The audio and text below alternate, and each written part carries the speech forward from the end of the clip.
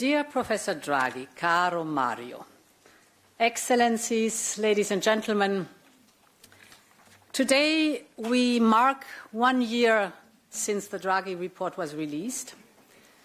But let me go back for a moment to 2 years ago, when I first called you, Mario, to propose that you embark on this new mission. And I remember you were intrigued by the offer, but you set one condition. You said this new report had to make a real difference. And you said you were not interested in writing, I quote you, another academic paper. You wanted a roadmap for action. And that was exactly what we are looking for. You and your team invested a full year to dig into Europe's strengths, into Europe's shortcomings, and how we could address them. And as soon as the report was out, all of Europe turned its ears to you. So first of all, I want to thank you, dear Mario, for your rigor, for your vision, and for your service to Europe. Grazie, Mario.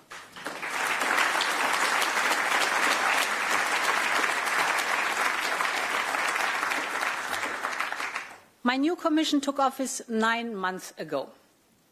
The first act of the new mandate was our Competitiveness Compass. The Competitiveness Compass translates the report into practical policies. And then we hit the ground running with the Clean Industrial Deal, AI gigafactories, the new state aid framework, the Affordable Energy Plan, the Savings and Investment Union, tailor-made action plans for sectoral industries like the car industry, steel and chemicals, the greatest surge in defense investment in our history, new proposals on the single market, the Scale-up and Startup Fund and Quantum, and 6 simplification packages on their way. This is the urgency mindset we promised. Now we have to convince our co-legislators because they have to agree, and we will relentlessly stay the course until we get it all done. But today, I do not want to focus on how many initiatives and strategies we've adopted. I want to focus on the real impact on the ground, because that's the one and only thing that really matters. We know that competitiveness is about jobs. It is about good salaries for people. It is about good profits for companies. It's basically about our European way of life. And I want to address one by one the 3 pillars of the Draghi Report. The first one is closing the innovation gap. The second is the joint plan for decarbonization and competitiveness. And the third pillar is reducing our dependencies. Let me start with innovation. And let me start with the positive before I come to the challenges. Today, the global competition for technological leadership is being fundamentally reshaped by artificial intelligence. And this new AI race has only just begun. So global leadership is still up for grabs. And Europe is not only a challenger, but a leader in many fields that will define that race. Take computing power, for example. Europe has some of the best supercomputers in the world. And even though tech giants across the world continue to build larger and faster computers, we have managed to strengthen our global ranking. Just to give you a few figures, 6 years ago, we had 2 supercomputers in the global top 10. Then at the beginning of my first mandate, we decided to massively invest in high-performance computing. Today, we have 4 supercomputers in the global top 10, thanks to the launch in the last year of Jupiter in Germany and HPC 6 in Italy. So our policies and investments in this field are starting to pay off. My second point is that Europe is well positioned in the world of AI adoption. We have started using AI to boost productivity, and I mention that because this is precisely where Europe had failed 30 years ago, when our companies were too slow to digitalize and to go online. This time, Europe is not playing catch-up. We are among the front runners. European companies are top of the league on many AI applications. And I think it's good to look at one impressive example, that is Lovable, the Swedish app. It's an app that turns ideas into fully functioning apps for websites. Last summer, Lovable became the fastest software company in history to reach $100 million in annual revenue. Today, it is valued almost $4 billion. Last June, 10% of all new websites in the world were made with Lovable. This is just one example, but there are many other European AI success stories, from healthcare to defense. I know that the French champion Mistral is here with us today. In 2025, the number of European businesses adopting AI has risen by 67% year on year. So this is where we can truly engage in this race. But we need to capitalize on our strength. We need to put our digital infrastructure at the service of industry and innovators. And this brings me back to the supercomputers, the infrastructure. We have created AI factories, and we will soon be upgrading the best of them into gigafactories. And the aim is that our amazing innovative startups can access this computing power and can test and train their models, especially thinking about sectorial applications. And the response of the private sector in Europe has been impressive. Our initial goal was to mobilize around about 20 billion euros in investment to develop the gigafactories. We received 230 billion euros in proposals from the private sector. And later today, during this conference, we will sign the first pilot projects. Of course, the rest of the world is racing too. We also know that global investments are skyrocketing. So we must stay focused. We must put our shoulder to the wheel. This is not a mission accomplished. This is the mission of the next decade, to make Europe one of the leading AI continents. And in your report, Mario, you said we need to create a virtuous circle where investment feeds innovation and innovation attracts more investment. And this is the core idea behind our new Competitiveness Fund. It will be the centerpiece of the next European budget, with a proposed firepower of over 400 billion euros. That includes a rise of twice more money for research, the 170 billion we have prepared for Horizon Europe, 5 times more money than today for digital, 6 times more for clean tech. I think this is an investment to boost our industry that Europe needs now, and we are here to convince now European Parliament and the European Council of the value of this investment. Now, coming to the challenges. Of course, I know how many obstacles still remain. Take an AI startup from Portugal or from Romania. They must be able to grow seamlessly across our continent, but we know that this is not the case. Our single market is far from being completed. You know the famous number that the IMF has calculated. The internal barriers within the single market are an equivalent of 45% tariffs on goods, and if it comes to services, 110% tariffs on services if we look at the effect these internal barriers have on our single market. This cannot be. It should not be easier to find a fortune across an ocean than across a European border. And we have started to address these barriers. We have addressed them with the so-called Terrible 10, with our single market strategy. But now we must deliver with a matter of urgency, and this is why we have announced a single market roadmap to 2028. The aim is here to increase the pace and to speed up the processes.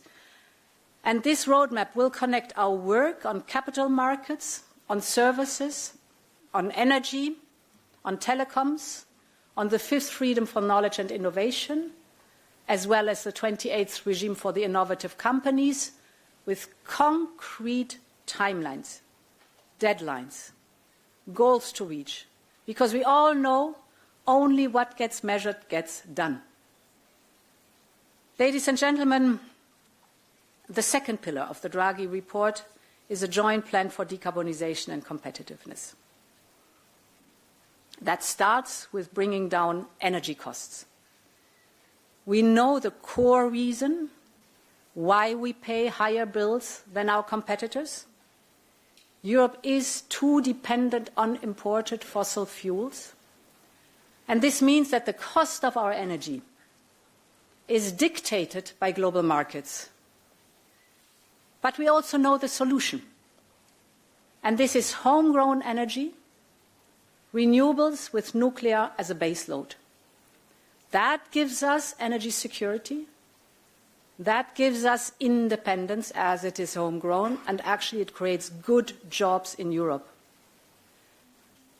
And in the last year alone, we have achieved impressive progress. First, we launched a wind package that is cutting permitting times by 2/3.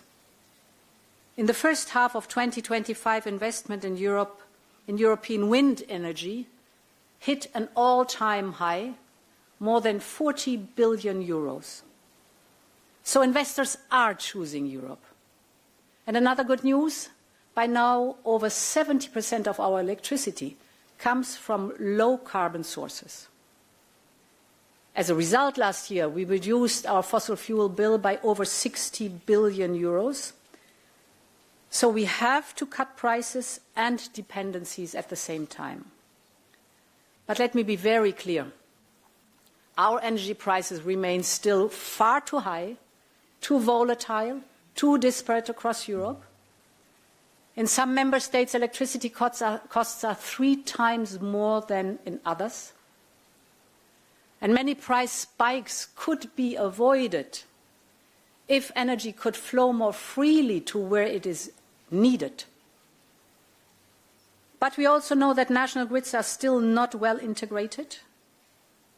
Too often we lack the necessary interconnectors, or we don't make efficient use of those we have. Now, we have started to address this. Just last week, the European Parliament has approved our proposal to use cohesion funds to boost energy infrastructure. Many projects are already advancing. We have, for example, the Celtic interconnector that will soon end Ireland's isolation from the European grid. Or we have the Biscay Bay project to double capacity between France and Spain. And in addition, we will propose a grids package and a new energy highways initiative that will focus on 8 critical bottlenecks that we have identified in our energy infrastructure. So from the Pyrenees to the Trans-Balkan pipeline, from the Øresund Strait to the Sicilian Canal, we will liberate these bottlenecks one by one, and we will step up with funding where necessary. Mario, you dedicated a chapter to the clean transition. It is a vast opportunity for our industries. The global market for batteries is expected to double, for example, in size over the next 5 years. The global market for wind turbines continues to rise by over 10% every year. And the global market for electric cars is booming. If you look at the European Union, sales are up almost 25% year on year. If you look across Africa, Asia, and Latin America, the electric vehicle sales rose by 60% in 2024. So this is, first of all, good news for the climate. But the question is, do we want to reap the economic benefits of it, or do we want others to take a growing share of these rising new markets? And I have not the slightest doubt about the answer. Because when I speak to the Global South, from Africa to India to Central Asia, they are all suffering from climate change. They are all looking for solutions. And Europe can be home to front-runner industries that can export exactly these solutions to others. So we should be the industrial powerhouse that meets this growing demand for clean tech. We know that this is not a given. We know that the figures are not as encouraging as in other sectors. Too often we are losing jobs and market share to non-market economies. But we can still turn the tide. And this is why we have to massively boost our public and private investment. This is why we have to create lead markets for circular and clean products. And this is why we have to secure level playing fields for our industries. Europe must protect its industries. They are front runners in the race to decarbonize. They are doing the right thing. And they should be incentivized and rewarded. Otherwise, we risk again to rely on others to import the steels our car makers need, or we rely on others to import the cement our builders need. And we would again be at the mercy of price, volume, and quality that others are willing and able to provide. And this is why we have to focus on the sectors that are the most strategic for us.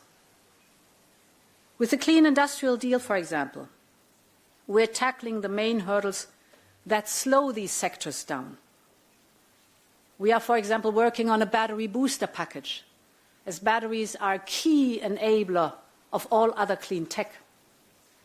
This will put 1.8 billion euros up for equity to expand production in Europe. So this work goes to the heart of Europe's independence. And that leads me, ladies and gentlemen, to the third pillar in the Draghi Report, independence, or let's say dependencies, as you called it. In this last year, we have seen export controls from China bringing production lines in Europe to a halt. Today, a single country controls 75% of the processing of cobalt, 90% for rare earth, 100% for graphite. And this is a critical situation without any doubt. But as always in life, that is nothing that is inevitable. So with the right policies, we can shore up our security. It will take time. But that's the path to build independence. And this is what Europe is up to today. First, with diversification. We can look at other markets. In the last year alone, we have reached new trade deals, as you know, with Mercosur, with Mexico, with Switzerland. The agreement with Mercosur, for instance, will create a market of 770 million consumers. It's 1/4 of the global GDP. We secured an initial agreement with a mining giant like Indonesia. We're now in talks with India, and we want to conclude before the end of the year. Strong political commitment on my side, strong political commitment on Modi's side. We're advancing with South Africa, Malaysia, and the United Arab Emirates, just to name a few. Our economic security has a crucial role in all of these trade deals. And we know that together with trade comes investment, We're securing or building networks of strategic projects across the world. Let me give you two examples. For example, nickel in Canada. That is enough to power over 800,000 electric vehicle batteries every year. Or we have agreed with Kazakhstan graphite for 100,000 electric vehicles batteries every year. Or look at the strategic Lobito corridor to Africa's copper belt. All these are the first successful moves to diversify and important steps to our independence. Of course, and I don't want to neglect that one, our work on economic security and independence begins right here at home. So this year we selected 47 strategic projects across Europe under our Critical Raw Materials Act, and we will focus our financial support on these critical endeavors, and we will ensure that all the permitting is done in due time. So I'm speaking of copper and cobalt mining in Finland, for example. I'm speaking of lithium processing in Portugal, or the battery recycling in Italy. Let me focus in particular on recycling.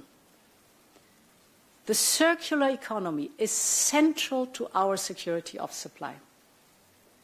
Just let me give you three figures. Already today, every kilogram of raw materials, if you take it, we produce 33% more output than the United States and 400% more output than China. Just think about the potential competitive advantage if we manage to scale up this. So the best answer here is creating a truly circular economy. So we are working on a Circular Economy Act. And what we will do is we will start in those sectors that are already ready, like the batteries, for example, because we know that circular production limits our strategic dependency and, more important even, it enables front-runner industries that can export the solutions I was just talking about to others. So we can literally turn waste into the critical enabler of our competitiveness. Ladies and gentlemen, let me conclude with a final example on reducing our dependencies. And there is another vital sector where we can no longer afford to be excessively reliant on others, and that is defense. Of course, a more independent Europe of defense won't happen overnight. And I want to say right at the beginning, there's a strong alignment with NATO. But it is also crystal clear that Europe must now carry the lion's share of its own security. And this is why we have launched Readiness 2030 to mobilize up to 800 billion euros in defense investment. And this includes, these 800 billion euros include 150 billion euros for an instrument we call SAFE. It's an instrument for joint procurement for the member states. It is on track to be the most successful instrument on defense, and it took only 72 days to approve the SAFE loans. From the idea and the launch, our proposal to the approval, 72 days. And in less than 6 months, we have already assigned the total amount of 150 billion euros in loans. I think this is an example that shows that is the sense of urgency we need. And I wish I could see the same sense of urgency all across our competitiveness agenda. We need urgent action to face urgent needs because our companies and workers can no longer wait. Take our simplification efforts. In every meeting I have with business, it's always their top request, and rightly so. And in the 9 months, we have presented 6 simplification packages. You know, we call them omnibuses. Two more are on their way, that will be on the digital and on the military mobility. They will make a real difference with less paperwork, less overlaps, less complex rules. Our proposal will cut 8 billion euros a year of bureaucratic costs for European companies. But it has already been a long time since the omnibuses hit the road. Now they need to reach their destination. They need an urgent approval by the co-legislators. And the same goes for many other proposals, from the Savings and Investment Union to several trade agreements. Of course, we also, as a Commission, have to do our homework. Just to mention one example, that is competition policy. We have discussed an overhaul of the competition policy for a while. So the direction of travel is clear. And that's why we will have to advance the publication of the merger guidelines. I think it's now time to deliver. And I'm absolutely convinced that Europe can unite around this agenda. Every single member state has endorsed the Draghi Report, and so has the European Parliament. We all know what needs to be done. We all know that business as usual does not work anymore. And this is my final message today. This is also what the people of Europe expect from us. They expect our democracy to decide, to act, and to deliver. And I know that Europe can make it, because we have already shown what is possible. We can move mountains when we have the ambition, the unity, and the urgency. It's our choice, so let us make that choice again, for prosperity, for independence, and in general for Europe. Thank you very much, and long live Europe.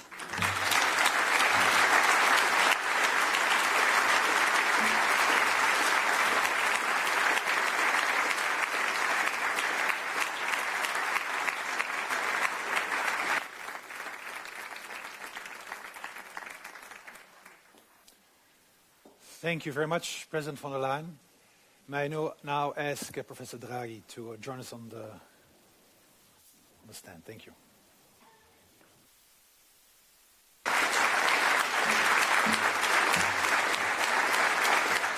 Thank you. Well, Ursula, thank you very much for your kind words at the beginning of this conversation, but also thank you for having given me the opportunity to serve Europe, which I try to do at my best. 1 year ago, we met here to discuss 3 challenges set out in the report. Europe's growth model had long been under strain. Dependencies threatened its resilience, and without faster growth, Europe would be unable to deliver on its climate, digital, and security ambitions, not to mention finance its aging societies. Over the past year, each of these challenges has grown more acute. The foundations of Europe's growth, expanding world trade and high-value exports, have weakened further. The US has imposed its highest tariffs since the Smoot-Hawley era. China has become an even stronger competitor, both in third markets and as US tariffs divert flows inside Europe itself. Since December last year, China's trade surplus with the European Union has risen by almost 20%. We've also seen how Europe's ability to respond is limited by its dependencies, even when our economic weight is and remains considerable. Reliance on the US for defense was quoted as one of the reasons we had to accept a trade deal largely on American terms. Dependence on Chinese critical materials has curtailed our ability to prevent China's overcapacity from flooding Europe or to counter its support for Russia. Europe has begun to respond. Since the US absorbs around 3/4 of the global current account deficit, diversifying away from its market is unrealistic in the short term. But, for example, the Mercosur deal with Latin America can offer relief for exporters. The Commission has launched strategic projects for critical raw materials, and defence spending is rising sharply. These defence commitments, however, add to already vast financing needs. The ECB now puts annual investment requirements for 25-31 at nearly 1.2 trillion, up from 800 billion a year ago. The public share has almost doubled, from 24% to 43%, an extra $500 billion a year, as defence is mainly publicly funded. Fiscal space is scarce, and without this new spending, EU public debt is set to rise 10 percentage points over the next decade, reaching 93% of GDP on growth assumptions that are more optimistic than what it is at the present day. 1 year on, Europe is therefore in a harder place. Our growth model is fading, vulnerabilities are mounting, and there is no clear path to finance the investments we need. And we've been reminded painfully that inaction threatens not only our competitiveness, but also our sovereignty. The report set out 3 priorities for Europe: closing the innovation gap in advanced technologies, charting a decarbonization path that supports growth, and strengthening economic security.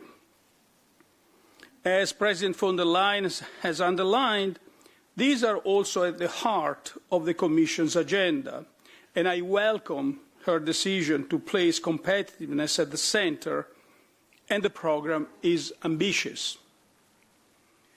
Europe's citizens and companies value the diagnosis, the clear priorities, and the action plans. But they also express growing frustration.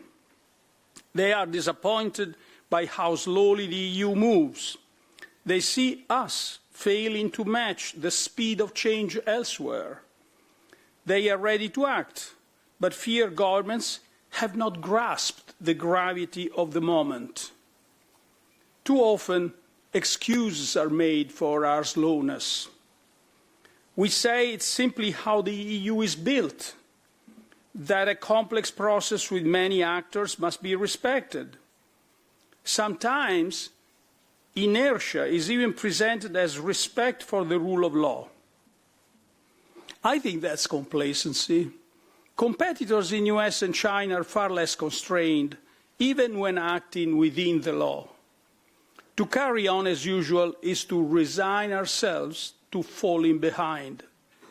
A different path demands new speed, scale, and intensity.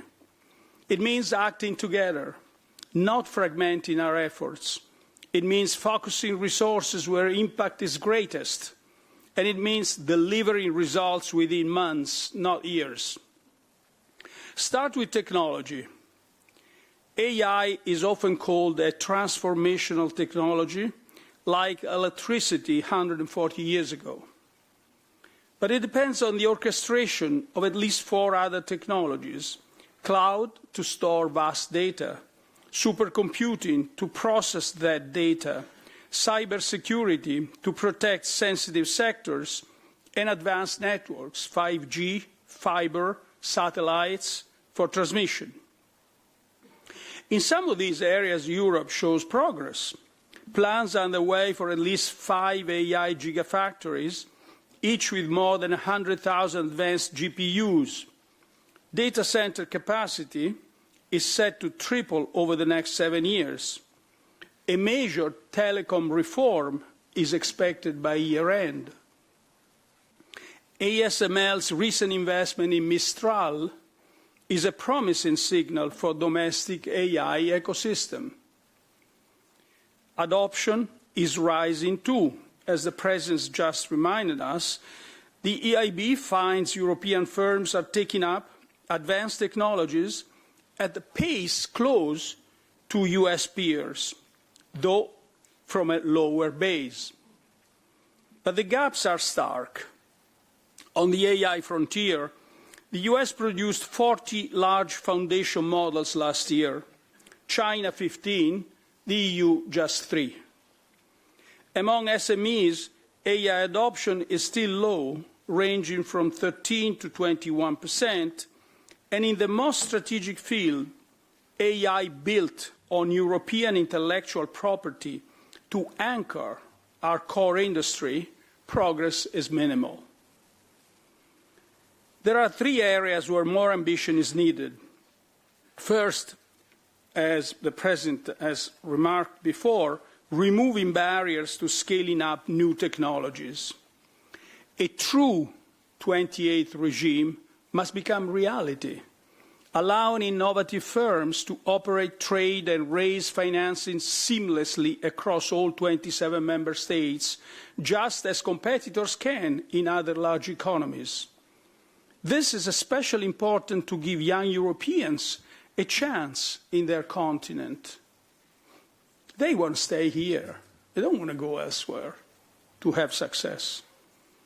The Commission is moving in this direction, but with uncertain backing from member states, the first step towards the 28th regime will likely be limited to a digital business identity. Early-stage funding also needs stronger backing. The Scale Up Europe Fund can help startups grow if its size matches their financial needs. The planned increase of Horizon Europe to 175 billion is welcome, but for breakthrough research, this will fall short unless the additional resources are concentrated into sizable priority programs. Resources must flow into centers of excellence. They must focus on high-risk, high-reward projects chosen through a DARPA-style process. They must be reinforced by strong industry linkages to academic institutions to turn research into real applications. Implementation must rest with expert project managers, not bureaucrats. And Europe should be capable of making direct investments in a few large strategic deep tech initiatives. The second area is regulation. Across European companies, one of the clearest demands is for a radical simplification of GDPR. Not just the primary law, but also the heavy gold plating by member states. Training AI models requires vast amounts of public web data. Yet, legal uncertainty over its use creates costly delays, slowing deployment in Europe. Research backs this up. GDPR has raised the cost of data by about 20% for EU firms compared with US peers. Yet the only change on the table so far is an easing of record keeping and extending SMEs' derogations to meet caps. Broader reform towards simpler, harmonized rules is still vague. The AI Act is another source of uncertainty. The first rules, which included the ban on unacceptable risk systems, landed without major complications. Codes of practice signed by most major developers, together with the Commission's August guidelines, have clarified responsibilities. But the next stage covering high-risk AI systems in areas like critical infrastructure and health must be proportionate and support innovation and development. In my view, implementation of this stage should be paused until we better understand the drawbacks. More broadly, enforcement should rest on ex-post assessment, judging models by their real-world capabilities and demonstrated risks. The third area is the vertical integration of AI into industry. Sectoral AI applications are even more critical than raw supercomputing power. Here, Europe has a real advantage. Its firms hold more than half the global market in industrial automation solutions, a cornerstone of industrial AI. Yet only around 10% of manufacturing firms used AI last year. Industry and governments must work together to turn this head start into proprietary European solutions. The Commission's Apply AI strategy this autumn will be a key test. Natural gas prices in the EU are still nearly 4 times higher than in the United States. Industrial power prices are on average more than double. Unless this gap narrows, the transition to high-tech economy will stall. Energy is as fundamental as technology in driving AI. Electricity demand by data centers in Europe will rise by 70% in 2030. Power already accounts for up to 40% of their operating costs. The IEA warns that without action, 1 in 5 planned projects globally could be delayed by grid bottlenecks. Only countries that align energy strategy with digital policy will capture the largest gains in the AI race. The Commission has launched its Clean Industrial Deal and the Action Plan for Affordable Energy, both consistent with the report's agenda. But the main step so far has been to relax state aid rules so member states can subsidize prices. That may offer temporary relief, but it doesn't fix the structural reasons why energy in Europe is so expensive. This includes gas prices that, following Russia's invasion of Ukraine, are still about double their pre-COVID levels. A pricing system in which gas still sets the market price for electricity most of the time, even as renewables expand, and high charges and taxes. Decarbonization, let's get this straight, decarbonization is the best long-term path for Europe to achieve energy independence despite its lack of natural resources. But it requires much faster investment to make a renewables-heavy system work in grids, interconnectors, and clean base load generation, such as nuclear. Today, half of the cross-border capacity needed by 2030 has no investment plan. Even approved projects take more than 10 years, with half time lost to permitting. The grid package due at the end of this year and the proposed budget increase for cross-border links are a step forward. But the current system, national coordination of permits and financing, is not fit for a European energy market. Cross-border projects need EU-level planning and execution. At the same time, we must be realistic. These measures will not cut energy prices quickly. That is why we must act on the levers that can deliver faster relief. 2 stand out: improving the functioning of gas markets and loosening the grip of gas on electricity prices. Europe is already the world's largest buyer of US LNG and has committed to purchase up to $750 billion in US energy products. Whatever the conditions of that deal, it should be treated as a chance to reorganize how we purchase gas. Since March, LNG landed in Europe has cost from 60 to 90% more than the same gas would cost in the United States, even after accounting for logistics and regasification. Collective EU purchasing, as first proposed by the Commission after Russia's invasion, could certainly narrow this gap by strengthening our bargaining power, reducing intermediaries' margins, and shielding us from volatile spot markets. In parallel, Europe must deliver on the work of Gas Market Task Force and bring more transparency to energy trading. Profits for the 4 largest global traders quadrupled between 20 and 22. Joint supervision and a stronger rule book are overdue.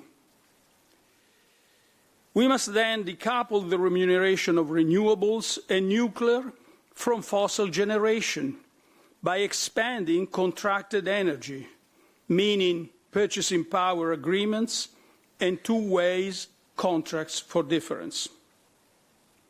Some useful initiatives are underway, such as the EIB's pilot PPA, Purchasing Power Agreement, guarantee. But far more decisive action is needed. Long-term contracts must be extended to all renewables and nuclear assets, new as it is today, but also existing alike. The current mechanism for setting prices simply awards huge rents to many vested interests. As we press ahead with decarbonization, the transition must also be flexible and pragmatic. The Commission has eased some of the most onerous reporting requirements through its omnibus on sustainability. But in some sectors, such as automotives, targets rest on assumptions that no longer hold. The 2035 deadline for zero tailpipe emissions was meant to trigger a virtuous circle. Firm targets would drive investment in charging infrastructure, grow the home market, spur innovation in Europe, and make EV models, electric vehicles models, cheaper. Adjacent industries, batteries, chips, were expected to develop alongside, supported by targeted industrial policy. But this hasn't happened. Charging point installation must accelerate 3- to 4-fold in the next 5 years to reach adequate coverage. The EV market has grown more slowly than expected. European innovation has lagged, models remain expensive, and supply chain is fragmented. In fact, the European car fleet of 250 million vehicles is aging, and CO2 emissions have barely fallen in recent years. As suggested in the report, the upcoming review of the CO2 emissions regulation should follow a technological neutral approach and take stock of market and technological developments. We also need a joint-up approach to the ramp-up of EVs, covering supply chains, infrastructure needs, and the potential of carbon-neutral fuels. In the coming months, the automotive sector will test Europe's ability to align regulation, infrastructure, and supply chain development into a coherent strategy for an industry, let's not forget, that employs more than 13 million people across the value chain. The report called for using industrial policy actively, to cut dependencies and guard against state-sponsored competition. At the time, concerns were raised about economic nationalism, protectionism, and the risk that Europe might abandon global rules. But the past year has shown clearly that we are operating in a different world. The line between economy and security is increasingly blurred. States are using every tool at their disposal to advance their interests. So far, Europe's response has fallen into two traps: uncoordinated national efforts, or blind faith that market force will build new sectors. The first can never deliver scale. The second is impossible when others distort markets and tilt the level playing field. Instead, we must build the capacity to defend ourselves and withstand pressure at key choke points: defense, heavy industry, and the technologies that will shape the future. Three levers can give us the scale and intensity we need. The first is a new approach to coordinating state aid. In practice, state aid often acts as protectionism, locking activity within borders instead of building European industries that are globally competitive. IMF research shows that aid in one country often comes at the expense of growth in its neighbours. Europe does have coordination tools, such as important projects of common European interest, which can focus support and reduce these spillovers. Yet, in 2023, EU countries spent nearly 190 billion euros on state aid, 5 times more than has been allocated to IPCI since 2018. Used strategically, IPCIs could help Europe achieve scale in sectors like innovative nuclear technologies, such as small modular reactors, or in the automotive supply chain for affordable zero and low-emission vehicles. The Commission is taking measures to make such projects more attractive and accessible. But the EPCI model is still essentially national in design and funding, and this creates an inherent ceiling compared to our competitors. Take Europe's semiconductor IPCI approved in 2023. It mobilized 80 billion euros of public funding spread across 14 member states, 68 projects, and 56 companies. The overarching target, reaching a 20% global share of semiconductor manufacturing by 2030, is one the European Court of Auditors already calls very unlikely. As a comparison, take Japan's Rapidus shows a different approach. Created in 2022, it channels $12 billion of public support, despite Japan's smaller economy, into a single large-scale leader in advanced chips. It is focused on clear objectives, backed by major firms as investors and anchor customers. And it moves far faster, aiming for mass production by 2027. Europe should learn from this concentrated model and extend it to other advanced technologies, combining public and private investment for disruptive innovation and large-scale industrial projects. The second lever is public procurement. State aid cannot build new supply in critical technologies without matching European demand. Regulation can help by removing barriers to adoption, but procurement is the most powerful tool to create markets. It works in two ways. With total public procurement equal to 16% of EU GDP, directing even a small share to European industries would create stable demand for innovation and strengthen strategic sectors.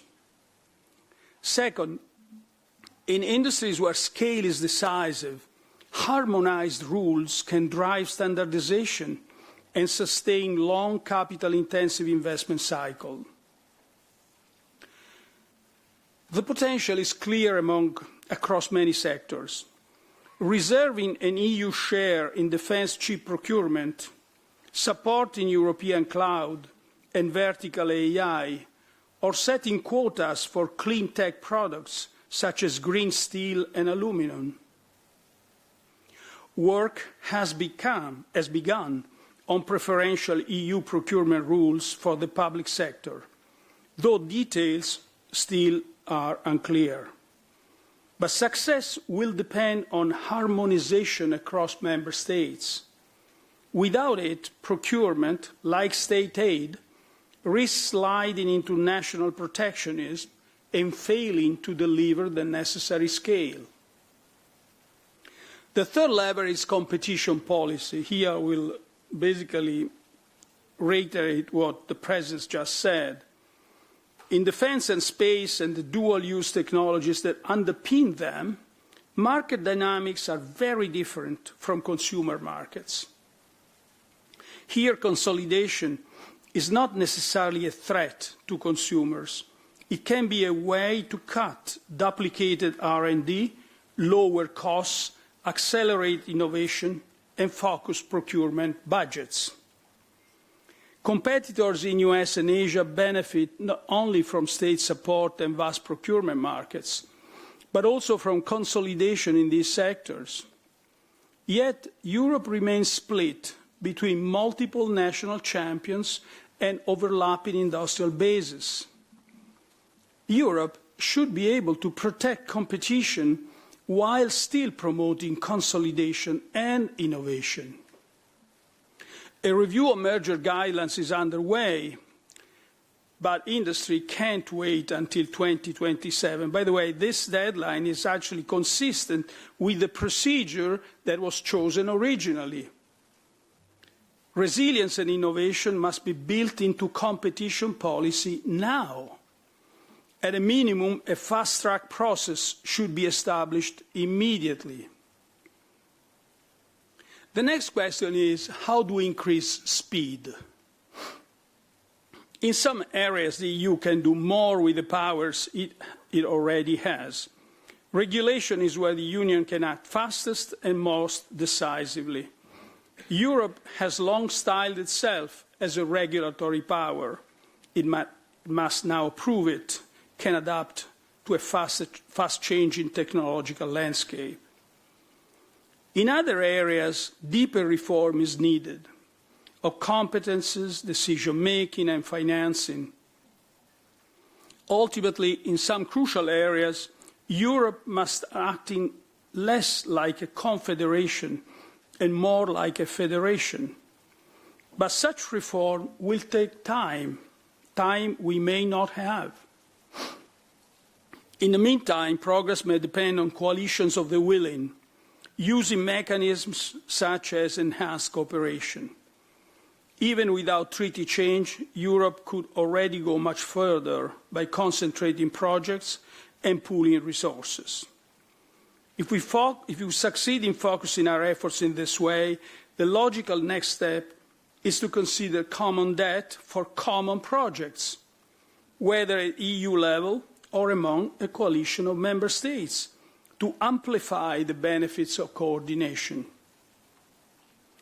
Joint issuance would not magically expand fiscal space, but it would allow Europe to finance larger projects in areas that lift productivity, breakthrough innovation, scale technologies, defence R&D, or energy grids, where fragmented national spending can no longer deliver. By raising output faster than interest costs, such projects will gradually restore fiscal space and make broader investment needs easier to finance.